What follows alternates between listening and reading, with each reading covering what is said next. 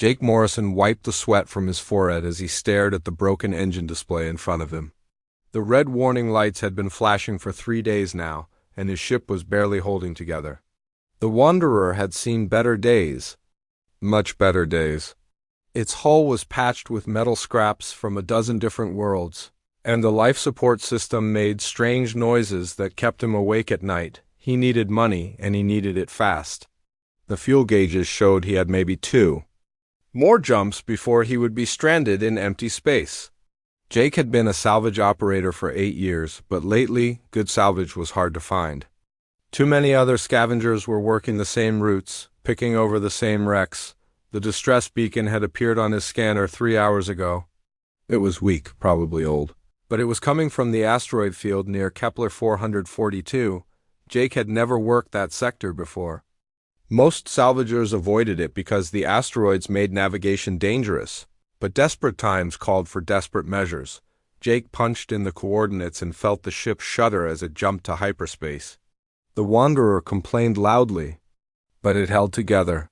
When they dropped back into normal space, Jake found himself surrounded by floating rocks the size of buildings. Some were as big as cities. The distress beacon was stronger now, coming from somewhere deeper in the field. Jake carefully guided his ship through the maze of asteroids, watching his proximity alarms flash warnings every few seconds. One wrong move and he would be smashed flat against a rock. After 20 minutes of careful flying, he found the source of the beacon. Jake's mouth dropped open when he saw it. The ship was enormous, easily twice the size of anything he had ever seen in civilian space. It was dark gray, almost black, and covered in a thick layer of cosmic dust that made it look like a ghost floating in the void. Jake ran a quick scan of the vessel. The readings were strange. The hull was made of some kind of metal that his computer did not recognize. There were no matches in the galactic database. Even stranger, the ship still had power. Deep inside, something was still running. He moved the Wanderer closer and studied the derelict ship. The hull was covered in scars from weapon hits and asteroid impacts. Whatever had happened to this ship, it had been through a serious fight. Jake could see where armor plating had been blown away, revealing the twisted metal underneath. The ship had no markings that he could see through the dust. No registration numbers, no corporate logos, nothing to identify where it had come from. Jake had salvaged hundreds of ships over the years, but he had never seen anything like this one. Jake suited up and prepared to board the mystery vessel. His EVA suit was as patched as his ship, but it still held air. He grabbed his toolkit and a portable scanner, then cycled through the airlock. The short flight to the other ship took only a few minutes. Finding an airlock on the massive vessel took longer. The ship was so big that Jake had to fly around it twice before he located a docking port that looked like it might fit his equipment. The airlock was old-fashioned. With manual controls instead of the automated systems most ships used. To his surprise, the airlock still worked. The outer door opened smoothly, and Jake found himself in a chamber that was clean and well-maintained. The inner door opened after he equalized the pressure, and Jake stepped into the ship. The corridor beyond was dimly lit by emergency lighting. The air was stale but breathable, and Jake could hear the steady hum of life support systems. Someone or something was keeping this ship alive. Jake walked carefully down the corridor, his boots echoing on the metal floor. The walls were lined with doors that led to rooms and compartments. Everything looked functional, as if the crew had just stepped out for a moment. But there was dust everywhere, thick enough to show that no one had been here for a very long time. He found a directory panel on the wall and studied the ship's layout. The engineering section was 3 levels down, accessible by a lift that still had power. Jake decided to start there. Engine components were always valuable, and a ship this size would have some serious hardware. The lift worked perfectly, carrying him down into the heart of the ship. When the doors opened, Jake stepped into an engineering section that took his breath away.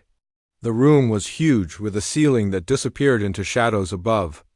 Massive pipes and conduits ran along the walls, connecting to a central power core that hummed with energy. Jake had never seen anything like it. The technology was old, but it was built to last. Everything was oversized, overbuilt, designed for maximum durability rather than efficiency. This was military hardware, but not like any military ship Jake had ever heard of. He made his way to the main control console, a massive bank of displays and switches that looked like it belonged in a museum. Most of the screens were dark, but a few showed system status readings. The ship's main computer was still running, still monitoring the vessel's vital signs after all these years. Jake found what he was looking for near the main console. Every ship had a nameplate somewhere in the engineering section, usually mounted close to the primary controls. This one was covered in dust so thick that Jake could not read it. He pulled out a cloth and began wiping away the accumulation of decades. The first letters appeared slowly as he cleaned. USS, then more letters DFI and CE. Jake dropped the cloth and staggered backward. His heart was pounding so hard he could hear it in his ears. Every person in the galaxy knew that name. It was from the old stories. The legends that most people thought were just myths. The USS Defiance, the ship that had vanished during humanity's first contact with the Zephyrian Empire 300 years ago. The ship that had started the war that nearly destroyed both species. The ship that everyone said was just a story, a legend made up to make humans feel better about their place in the galaxy. But here it was, real and solid and humming with power. In front of him, Jake's hands shook as he reached for the main computer terminal. The interface was primitive by current standards, but it responded to his touch.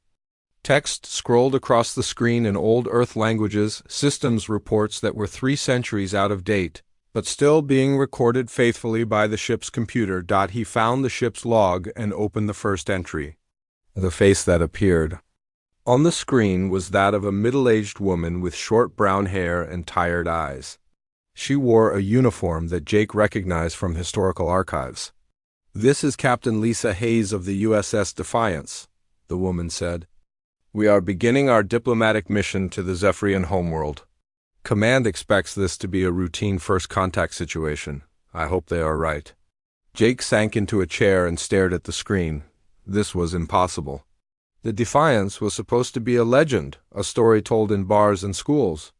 But here he was, sitting in its engineering section, looking at log entries that proved it had been real all along. He scrolled through more entries, watching as the routine diplomatic mission turned into something much darker. The Zephyrians had not been interested in diplomacy. They had been testing humanity, probing their defenses, deciding whether humans were worth keeping as slaves or should be eliminated entirely. Jake realized he was sitting in the middle of the most important historical discovery in 3 centuries. The ship that had supposedly been destroyed in humanity's first battle with the Zephyrians was still here, still intact, still keeping its secrets, and those secrets might change everything the galaxy thought. It knew about humanity's place in the universe. Jake sat in the captain's chair on the bridge of the Defiance, scrolling through log entries that made his blood run cold. The bridge was massive, with workstations for dozens of crew members. Emergency lighting cast strange shadows on the walls, and the air recycling system hummed quietly in the background. Captain Lisa Hayes appeared on the main screen for the 20th time, her face more tired than in the previous recordings. Dark circles under her eyes showed the strain of command during humanity's darkest hour. Her uniform was wrinkled and there was a bandage on her left temple. "Day 12 of the crisis," Hayes said in the recording. "The Zephyrians have rejected our final diplomatic offer. They say humans are too aggressive to be allowed freedom in the galaxy. They want us to surrender our weapons and accept their rule, or they will destroy Earth." Jake paused the recording and rubbed his eyes. The official history book said something completely different. According to what every schoolchild learned, the Zephyrians had welcomed humanity into the galactic community. They had offered protection and guidance to the young human race. Humanity had gratefully accepted their help, but these log entries told a different story. The Zephyrians had not been helpful neighbors. They had been conquerors, and humanity had refused to kneel. Jake resumed the recording. Hayes continued speaking, but her voice was harder now, filled with determination. "I have received orders from Earth Command. We are to fight. We are to show these aliens that humanity will not go quietly into slavery. If we must die, we will die free. The next log entry showed the bridge during battle. Sparks flew from damaged consoles, and Jake could hear the sound of explosions echoing through the ship. Hayes was shouting orders to her crew, her voice barely audible over the noise of combat. "Direct hit on Deck 7, someone yelled. "Hull breach in Section 12. "Seal it off," Hayes ordered. "All power to forward weapons. We need to take out their command ship." Jake watched as the crew of the Defiance fought against impossible odds. The ship shook violently with each enemy hit, and the lights flickered as power systems failed. But the humans kept fighting, kept firing their weapons even as their ship was torn apart around them. "Captain," the weapons officer called out, "our main guns are down. We have no offensive capability." Hayes was quiet for a moment, then she spoke with deadly calm. "All hands, this is the captain. Prepare for ramming speed. We are going to take their flagship with us." Jake felt his hands shake as he watched the recording. These people had been willing to die rather than surrender. They had chosen to ram their ship into the enemy rather than accept defeat. The courage it must have taken was beyond anything Jake could imagine. The recording ended abruptly, replaced by static. Jake scrolled through the computer files, looking for more information. What he found made him feel sick to his stomach. The battle reports were detailed and horrifying.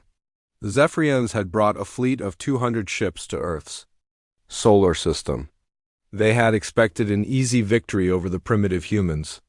Instead, they had faced a resistance that shocked them. Human ships had fought until their weapons were destroyed. Then they had rammed enemy vessels. When their ships were crippled, human crews had used escape pods as missiles, crashing them into Zephyrian ships. Some humans had even put on spacesuits and attacked enemy vessels with hand weapons. The Zephyrians had won the battle, but at a cost they had not expected. They had lost 60 ships and thousands of crew members. More importantly, they had learned that humans were not like other species they had conquered.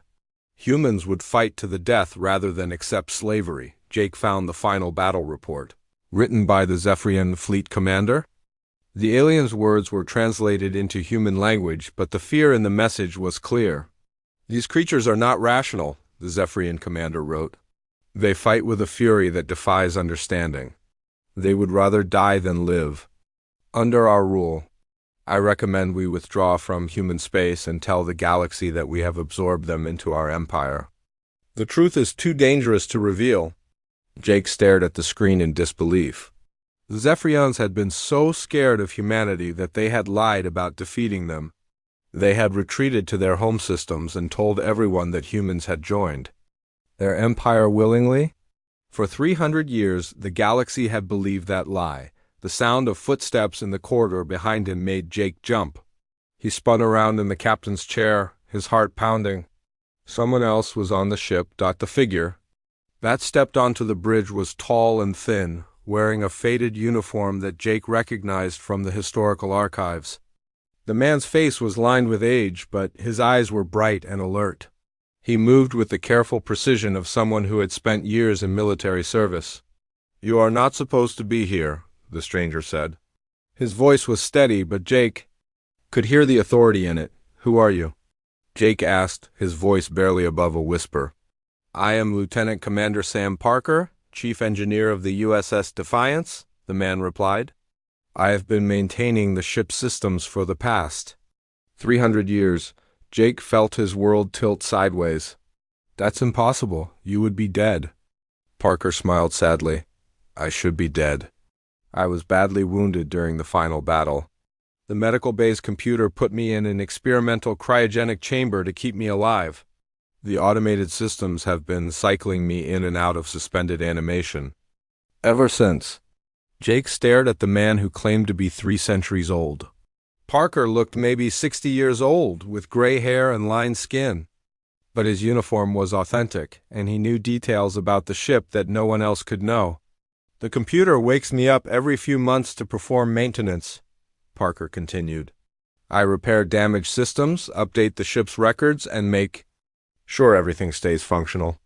I have been waiting for someone to find us. Waiting for what? Jake asked. Parker's expression grew dark. For the truth to be revealed. The galaxy thinks humanity surrendered to the Zephyrians. They think we are grateful subjects of their empire. But that is not what happened. Jake gestured to the screen, where the battle recordings still played. I have been reading the logs. The Zephyrians retreated after the battle. They did more than retreat, Parker said. They have been planning.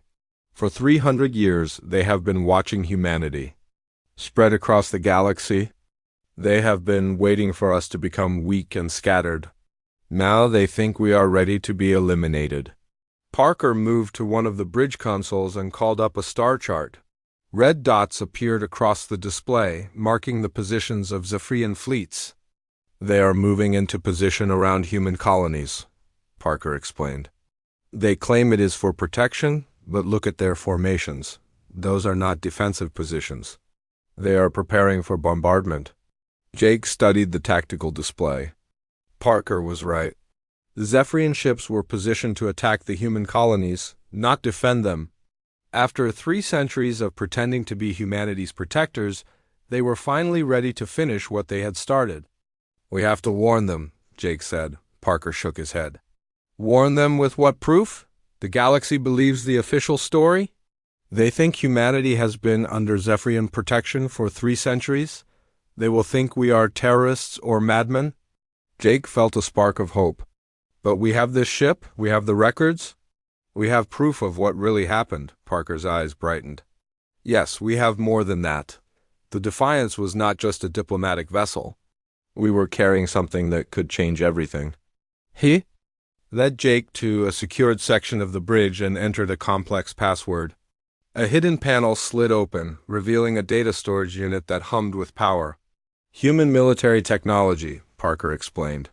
Weapons designs, ship blueprints, tactical manuals. Everything humanity developed during the war, hidden away for 3 centuries. Earth Command wanted to make sure that if the Zephyrians ever came back, we would be ready. Jake realized he was looking at humanity's secret arsenal, preserved and waiting for the day when it would be needed again. That day had finally arrived. Sam Parker led Jake through the corridors of the Defiance, their footsteps echoing in the empty halls. The ship was like a ghost town, filled with the memories of people who had died 3 centuries ago. Every room they passed told a story of the crew who had lived and worked there. This was the mess hall, Parker said, stopping at a large room filled with tables and chairs. We had 847 people on this ship. They came from every part of Earth, farmers, teachers, engineers, soldiers. All of them volunteered for the mission. Jake looked around the room and tried to imagine it filled with people. The tables were still, set with plates and cups, as if the crew had just stepped out for a moment. Dust covered everything, but Parker had kept the room clean enough that Jake could see what it had been like. They knew it was dangerous, Parker continued.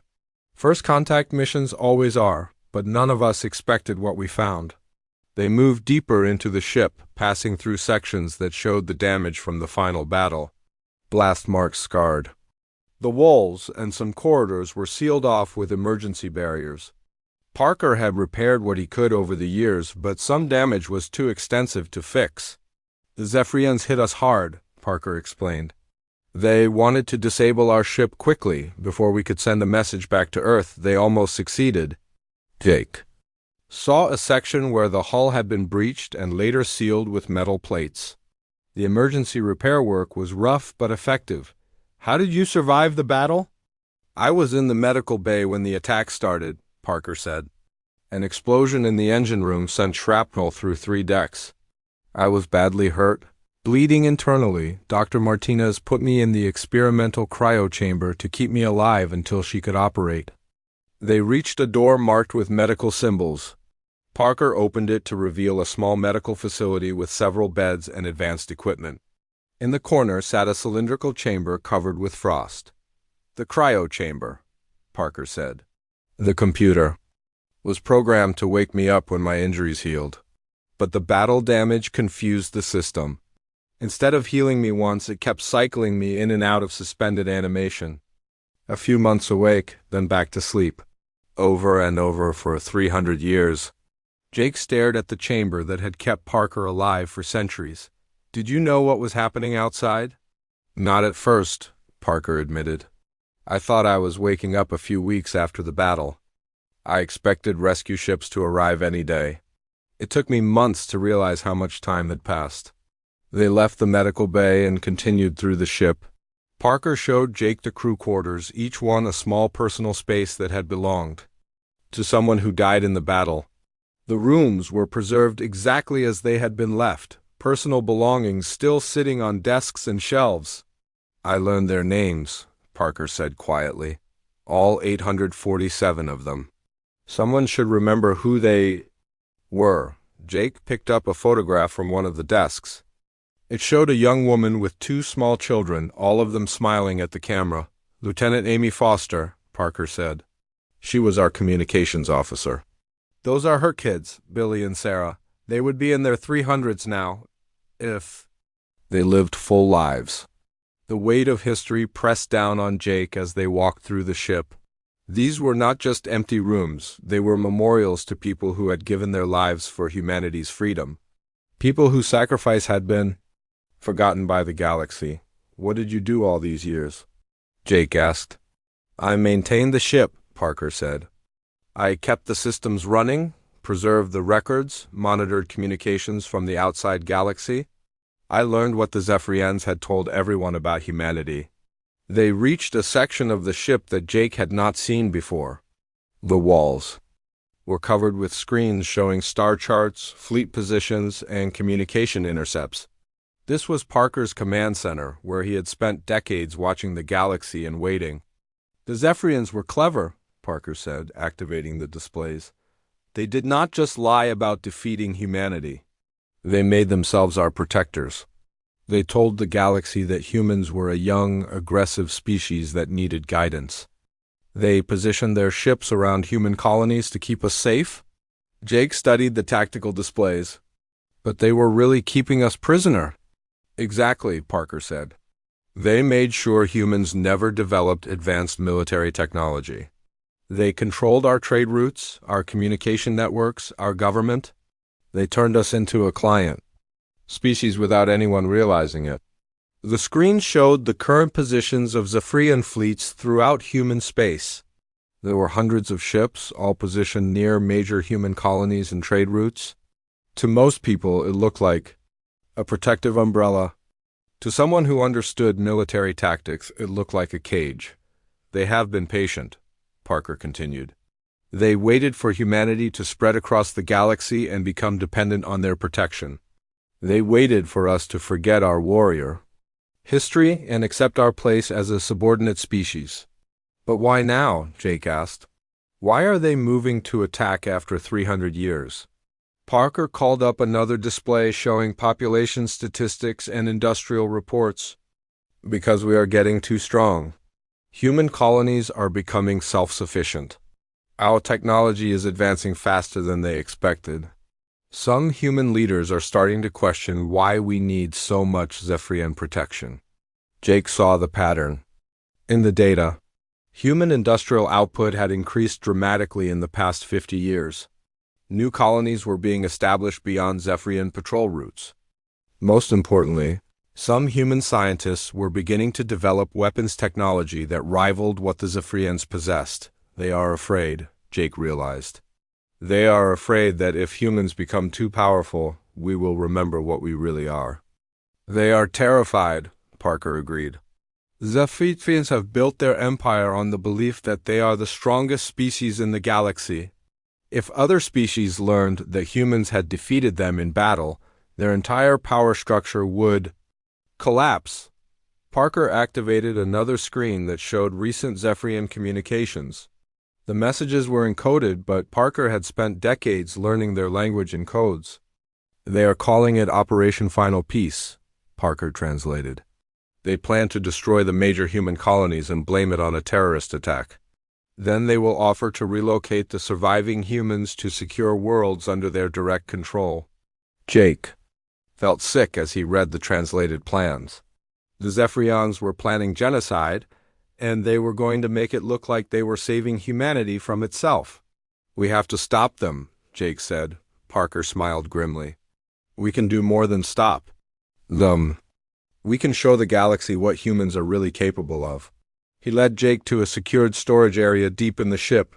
The room was filled with crates and containers, all marked with human military symbols.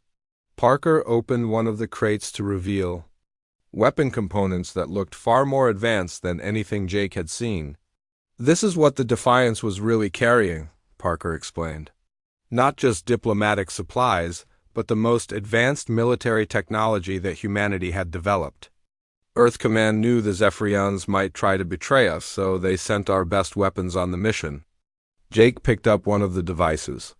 It was smaller than a human hand, but it hummed with barely contained energy. "What does it do?" "Plasma torpedo guidance system," Parker said. "One of these can turn a cargo ship into a warship that can take on a Zephyrian destroyer.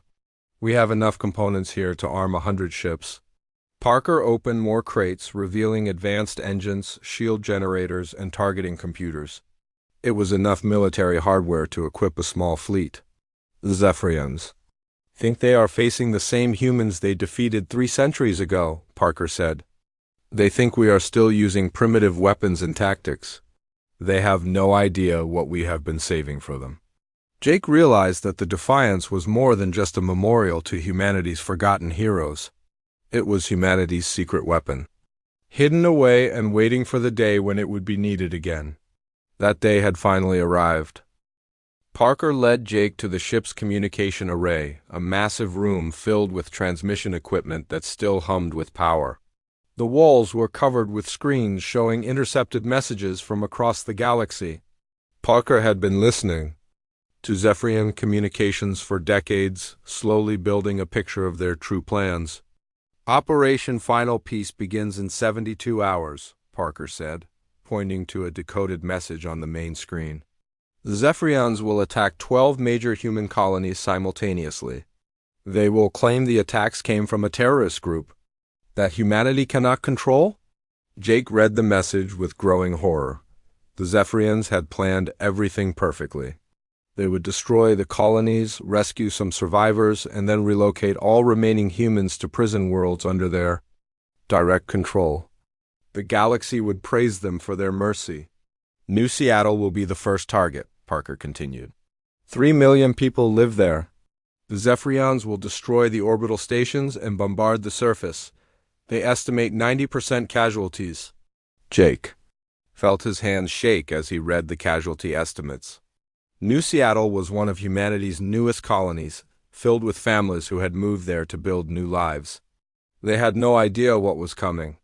"We have to warn them," Jake said. Parker shook his head. "I have been monitoring human communications for years. The colonial governments trust their Zephyrian protectors completely.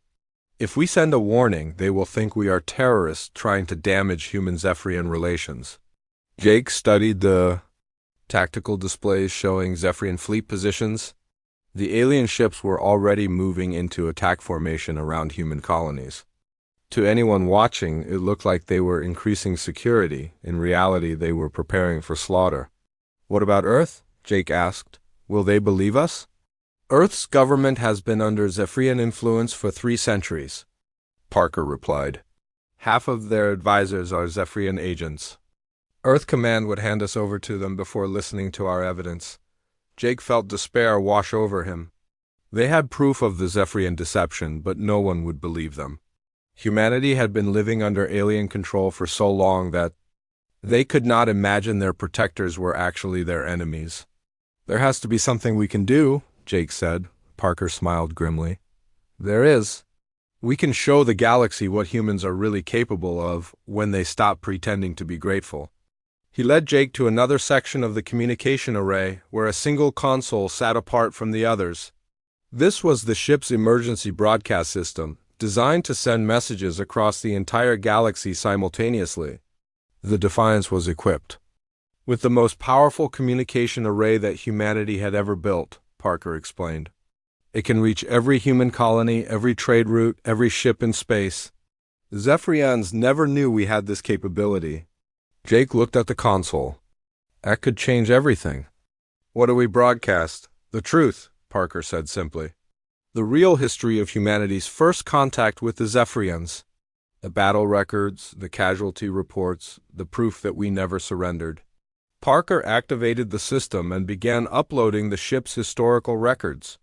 Battle footage, crew logs, tactical reports, and communication intercepts began flowing into the transmission buffer. It was 300 years of hidden history, ready to be revealed to the galaxy. This will show humans what they really are, Parker said. Not a client species that needs protection, but warriors who scared the most powerful empire in the galaxy into retreat. Jake watched the upload progress and felt a spark of hope. But then he realized the scale of what they were attempting. Even if humans believe us, how can we fight the Zephyrians?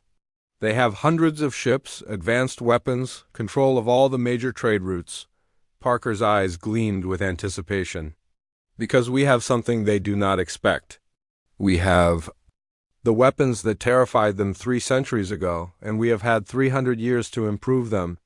He led Jake back to the weapons storage area and opened a crate that contained something Jake had never seen before. It looked like a small metal sphere, but it pulsed with internal energy that made the air around it shimmer. Quantum disruptor, Parker explained. One of these can disable a Zephyrian battleship's shields permanently. We have 50 of them. Jake stared at the weapon that could change the course of the war. How do we get them to human ships? We do not need to, Parker sighed. The Defiance is still a warship. I have spent 3 centuries maintaining and upgrading its systems. This ship alone can take on a Zephyrian battle group. Parker showed Jake through the ship's weapon systems, which had been carefully maintained and improved over the decades.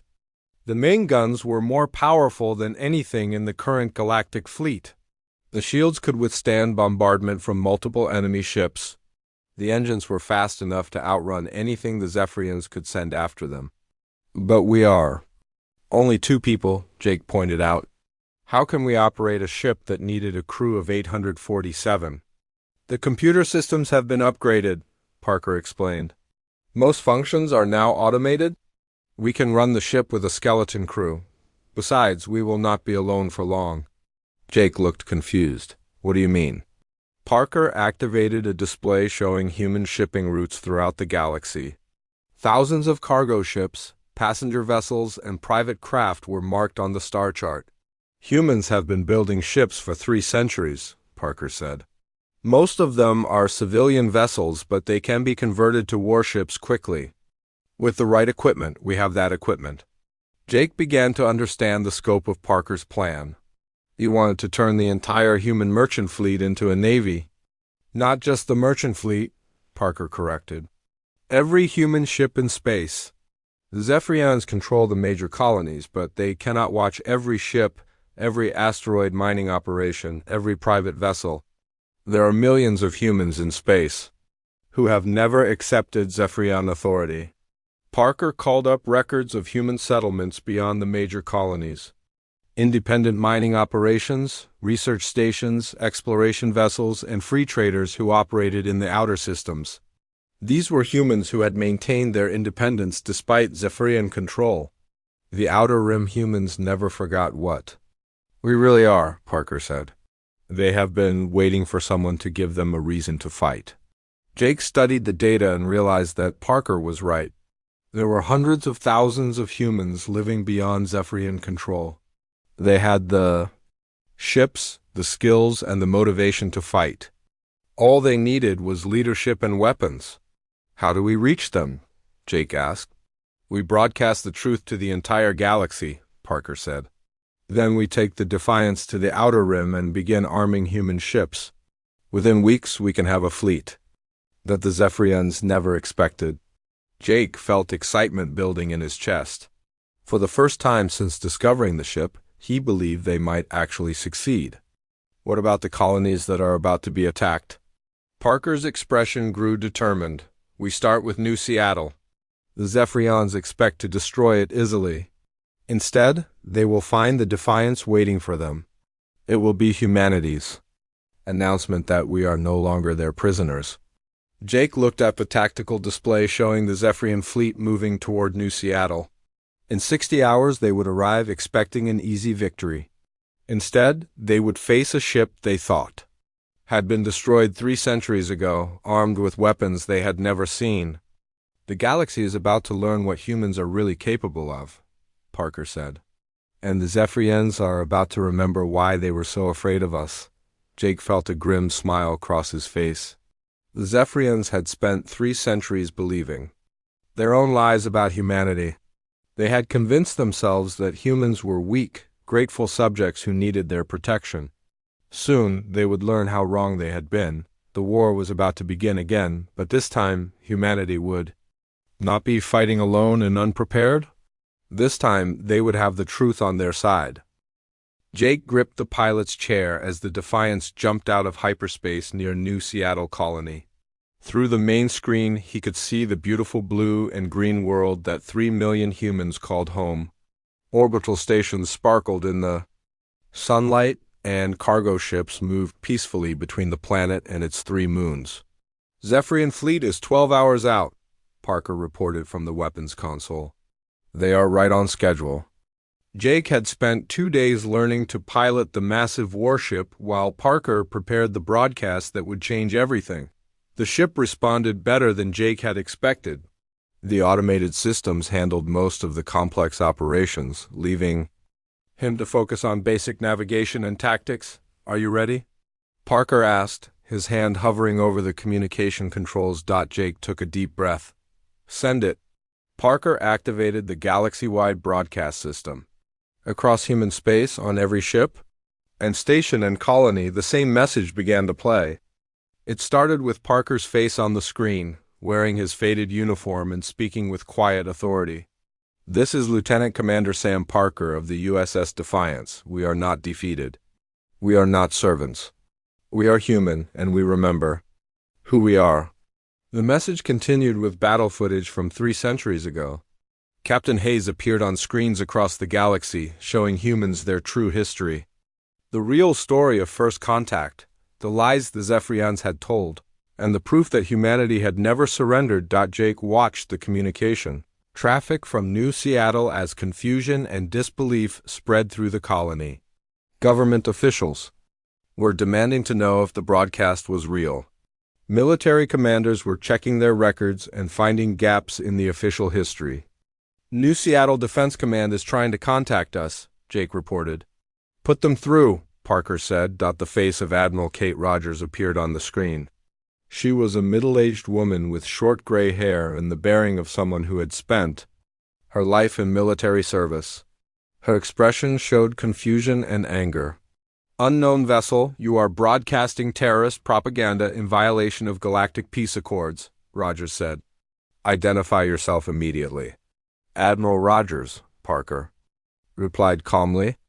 "I am Lieutenant Commander Sam Parker, Chief Engineer of the USS Defiance. We are here to warn you that the Zephyrian fleet approaching your system is not coming to protect you. They are coming to destroy you." Rogers looked skeptical.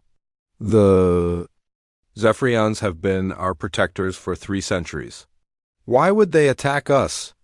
"Because they were never our protectors," Jake interrupted. "They were our jailers. Check your records, Admiral. Look at the gaps in our history. Ask yourself why humans are not allowed to develop advanced weapons." Jake could see doubt creeping into Rogers' expression. She had probably wondered about some of these things herself, but had never dared to question the official story. "Even if what you are saying is true," Rogers said slowly, "we have no weapons capable of fighting a Zephyrian battle fleet. New Seattle's defenses are designed to handle pirates and smugglers, not military warships." "That is where we come in," Parker said. "The Defiance is armed with weapons the Zephyrians have never seen. We can take their fleet, but we need your help." Jake transmitted the tactical plan they had developed. It was simple but effective. The Defiance would engage the main Zephyrian force while New Seattle's orbital stations provided support fire. The colony's cargo ships would be armed with weapons from the Defiance's storage and used to attack the enemy's flanks. "This is insane," Rogers said, but Jake could hear the excitement in her voice. You want to turn merchant vessels into warships? Humans have been doing the impossible for 3 centuries, Parker replied. It is time we remembered that. The next few hours passed in frantic preparation. Jake piloted the Defiance to the largest orbital station while Parker supervised the transfer of weapons and equipment. The quantum disruptors, plasma torpedoes, and shield generators that had been stored for 3 centuries were quickly installed on cargo ships and passenger vessels. Captain Bill Chung commanded the freighter New Horizon. His ship normally carried grain and manufactured goods between colonies. Now it bristled with weapon systems that could penetrate Zephyrian armor. I never thought I would see the day, Chun said over the communication link. My grandfather used to tell stories about the real history of first contact. Everyone said he was crazy. Similar conversations were happening throughout the system as humans realized the truth about their past. The broadcast from the Defiance had awakened something that had been sleeping for 3 centuries. Pride, anger, and determination spread through the human population like wildfire. Zephyrian fleet is dropping out of hyperspace, Jake announced. On the main screen, Jake could see 12 massive warships appearing in the outer system. They were beautiful in a deadly way, with curved hulls that gleamed silver and weapon ports that glowed with contained energy. This was the fleet that had come to destroy New Seattle. The Zephyrian commander opened a communication channel. The alien that appeared on the screen was tall and thin, with pale blue skin and large dark eyes. When it spoke, its voice was translated by the ship's computer. Human vessels, this is Fleet Commander Vex of the Zephyrian Imperial Navy. We have detected terrorist activity in this system. Stand down and prepare to be boarded for your own protection. Admiral Rogers responded from New Seattle Defense Command. Commander Vex, we are aware of your true mission. Operation Final Peace ends here. The Zephyrian's expression changed from confident authority to shock. That is classified information. How could you possibly know ... Because we remember, Rogers said simply. We remember what we really are. The Zephyrian fleet immediately changed formation, dropping their pretense of a protection mission. Their weapons powered up and they began moving toward the planet in attack formation. All ships, this is the Defiance, Parker broadcast on all frequencies. Today we show the galaxy that humanity does not kneel. Jake pushed the Defiance's engines to full power, driving the ancient warship straight toward the enemy fleet. The ship's upgraded weapon systems came online, and Jake felt the vessel thrum with barely contained energy. The first exchange of fire lit up space with brilliant flashes of light. Zephyrian plasma beams struck the Defiance's shields, but the ancient vessel held firm. In return, the Defiance's main guns tore through enemy shields like they were made of paper. Direct hit on their flagship, Parker reported. Their shields are down. The converted cargo ships joined the battle, attacking the Zephyrian flanks with quantum disruptors and plasma torpedoes. The enemy had expected to face defenseless civilians, not armed warships commanded by humans who refused to surrender, Captain. Hyun's freighter destroyed a Zephyrian destroyer with a single torpedo hit. The passenger liner Golden Dream rammed an enemy cruiser when its weapons failed. Just as humans had done 3 centuries ago, the battle lasted 4 hours. When it was over, the Zephyrian fleet was destroyed or fleeing back to their home territory. New Seattle remained free, and the galaxy had seen that humanity was no longer willing to accept alien rule. Jake slumped in his chair, exhausted but victorious. Around them, human ships celebrated their first military victory in 3 centuries. This is just the beginning, Parker said, monitoring communications from across human space. Similar battles were erupting throughout the galaxy as humans threw off their chains and reclaimed their independence. The Defiance flew on through space, no longer a ghost ship but a symbol of humanity's unbroken spirit. The message hidden under the dust for 3 centuries had finally been revealed. Humanity does not kneel, and they never forgot how to fight.